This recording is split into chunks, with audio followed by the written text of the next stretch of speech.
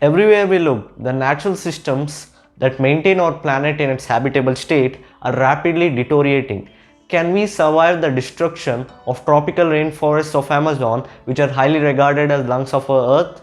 Can we survive the spread of dead zones, which are areas that are too low in oxygen to sustain life across our oceans? Can we make do without the bees and other insects that pollinate our crops and we are highly dependent on them? These are some questions which not only our global leaders, even we haven't paid any attention to it. And there is no doubt that it is code red for Earth. And now we don't have any more time to just fight amongst our differences. It's time to unite under a common call. The call to save humanity, but more importantly, the call to save our Mother Earth and deal with this issue, that is the climate crisis, face to face. First things first, what is this COP26? COP or Conference of the Parties is an annual meetup of countries to avoid the climate catastrophe, and it began this year on 31st October and it will be held till November 12th in Glasgow, Scotland, and it is the 26th iteration, thus the name COP26. So if you all remember that I had made a video on climate crisis titled Ecosystems Collapsing. In this video, I have clearly explained what is Paris Agreement. After watching this video, you can surely check it out. So for now, Paris Agreement was an agreement between countries who decided to make changes to keep global warming below 2 degrees Celsius and also simultaneously aim for 1.5 degrees Celsius. So you all may be wondering why another new annual meetup now. In Paris Agreement of 2015, countries also pledged to meet up every 5 years to set fresh targets, but they couldn't do so in 2020 due to the COVID-19 pandemic. So now at COP26, countries are being urged to revise their NDCs, that are nationally determining contributions, in line with their target of 1.5 degrees Celsius. So what are the goals of COP26? There are primarily, precisely and predominantly 4 of them. Number 1 being to secure net zero. Net zero by meaning carbon neutrality, zero carbon emissions by mid-century and keep 1.5 degrees Celsius target within reach. Number 2, to adapt to protect communities and natural habitats. Number 3, mobilizing finance. Number 4, work together to deliver.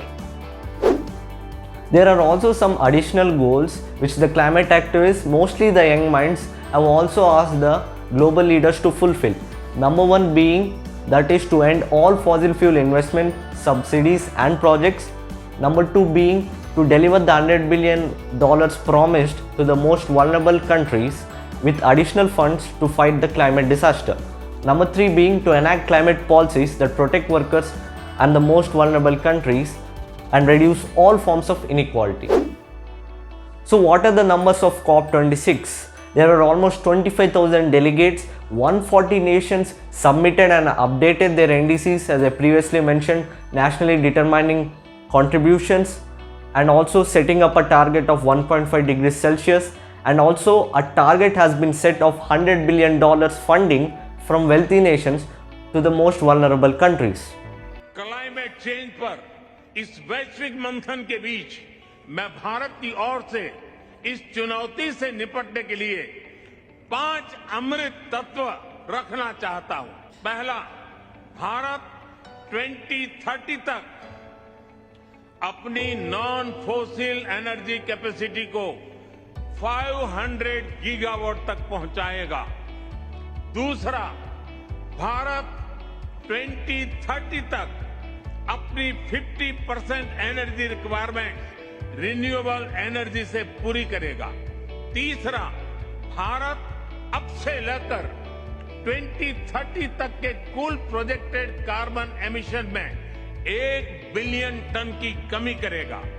चौथा, 2030 तक भारत अपनी अर्थव्यवस्था की carbon intensity को 45% से भी कम करेगा। और पांचवा, वर्ष 2070 तक भारत नेट जीरो का लक्ष्य हासिल करेगा। However, one point that we have to pay attention is that several countries along with India are missing out from the coal phase out pledge. Now what is this coal phase out pledge? It is an agreement between countries to end all investments in new coal power generation domestically and internationally. If you see how COVID-19 was and is still blazing like a wildfire and affecting us in every possible way, that is economically, politically, socially and emotionally, and the thing is, it is exposing our weak zones which we didn't pay proper attention and adhere to it when we had a great period of time in our hands, and it is constantly charging on us like never before. But we don't need to lose hope. We will surely surpass this situation. And yes, COVID-19 is just the beginning, but I truly believe that the next mammoth is the climate crisis, and if we don't pay proper attention to it, our planet's condition will be even hazardous and brutal than ever before in the history of humankind.